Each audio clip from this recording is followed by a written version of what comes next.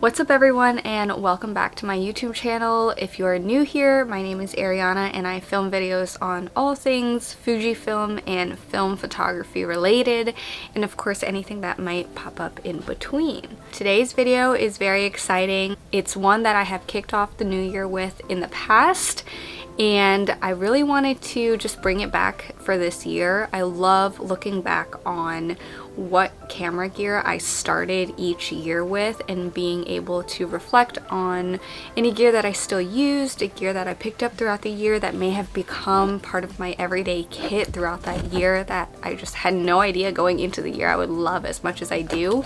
So I'm very excited to just show you guys what I'm starting off this year with, and maybe it'll inspire you to pick up a few pieces. So one thing I do want to start out with is, in the past I have filmed these videos very comprehensively to also include any gear that I was using to film like YouTube videos with and behind the scenes content with, but this one specifically will be photography related, as pretty much all of my subscribers are here for photography content, not necessarily videography related items. If you guys go back and look at past gear videos, you'll see quite a few changes, but I'm very excited to see what this year holds for us. So the first piece of gear that I want to start off with is something that I'm sure if you came to my channel from my last video you've already seen, but that is the Fuji X106. This was a camera that I pre-ordered it last year, but it had just arrived a few days ago. Already filmed a video on that and why I got this to add to my collection, but this is the camera that I plan to use the most this year as my everyday camera. I'm sure it will get a lot of use out of it. In fact, I'm hoping so, because that's why I picked up the half case. I've never done camera cases or anything before, but I do not want to baby this camera. I have a hood on it, I have the half case on it, I've got a UV filter on it, and I want to wear it down. I want to use it as much as I can and just get a lot of shots on this thing, bring it with me everywhere, not be afraid to use it in public. So I'm very, very excited for the X106 and having that in my collection this year. So we'll see how we end off the year with this one. So for my next one, you will also have seen in my last video, and that is my Fujifilm X-Pro 2. Many of you, again, like I said in the past video, came to my channel for content on this camera, whether it's the camera itself or lenses that I've picked up along the way. And I'm very excited to continue using this camera this year, specifically for some of the events that I have coming up that I am shooting, and some potential family shoots and maternity shoots lined up. So I'm very excited about this one. As always, this is such a favorite of mine. I don't know if I will love a digital camera more than I love the X-Pro 2, so this will absolutely be continuing with me into 2025. And so if you are new to my channel and are interested in more content on this camera, I have a lot of videos on it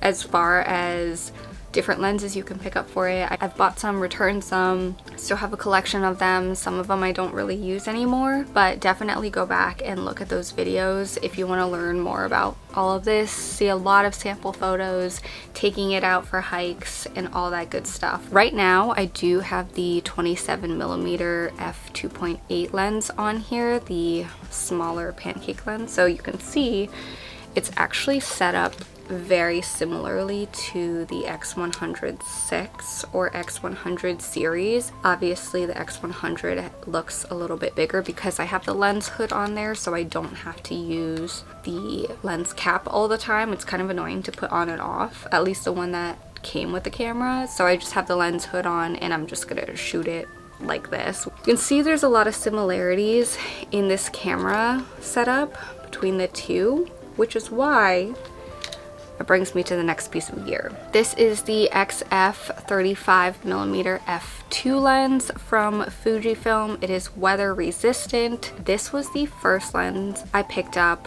for my X Pro 2. I bought it as the X Pro 2 plus this lens. I love this lens so much. I got so many good shots on this lens when I first got my X Pro 2, but I really wanted the kind of pancake style lens. I wanted that X100 series look because of just the way that I shot this camera, just throwing it in a purse and bringing it around with me, or if I had it around my neck, I didn't want this like giant lens protruding out of it. However, since I did pick up the X100 I really want to start using this lens a lot more again this year. I do plan on using my X Pro 2 primarily for just more formal shoots throughout the year, and so being able to actually use this one instead of the pancake lens on here I think makes a lot of sense.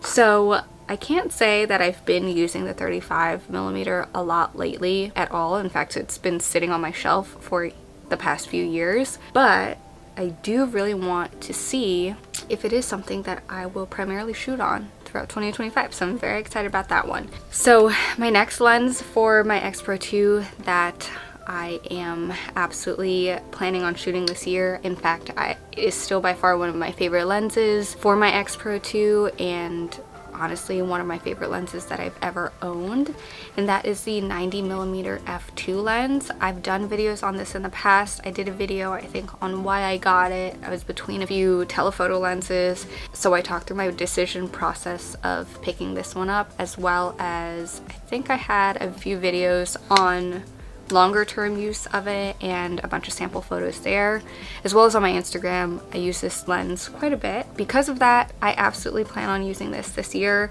I'm very excited to see what shots I get with this one. So that's my digital camera setup for the year. As you can see, it's pretty minimal. I would like to think this is the most minimal I can get, because largely because of this lens, to be honest. I want to be able to shoot it throughout the year, but it's just not an everyday lens. So moving on to my film setup. I have used quite a few film cameras in the past, and I don't want to limit myself to just this one, but I also want to be realistic about what I'll be shooting this year, especially if I do plan on using the X100 a lot for just an everyday camera. So I think what my single film camera will end up being is still my Contax T2. So she's a beauty. I love this camera so much. I picked up the Contax T2 in 2021. I have used it very, very much since. It is a point and shoot camera. I've done a few videos on this one as well, and I have loved pretty much all of the images that have come out of this camera.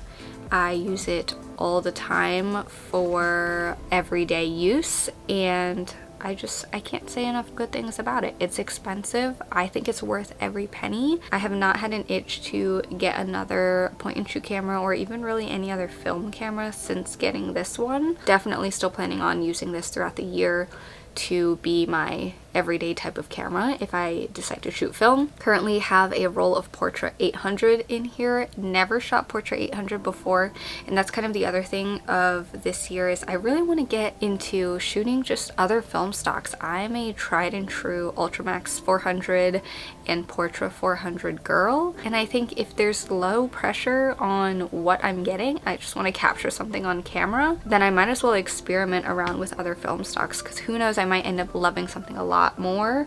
And so I did shoot my first roll of Kodak T-Max a few months ago, and I'll insert some images there. Loved how those came out. I have not shot black and white film in forever. So that is it for my 2025 camera gear lineup, at least how I'm starting the year with. And I also do plan on getting more into film photography this year, as far as offering it as an add-on to digital shoots. I've just admired a lot of the photographers that I've seen who shoot primarily film, like when it comes to weddings and portrait sessions, and it's a little bit daunting for me personally, so I do like also having the digital option, but I definitely want to expand and just step out of my comfort zone a little bit.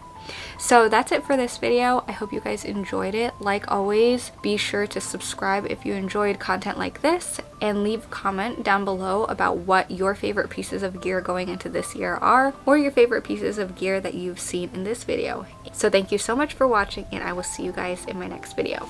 Bye.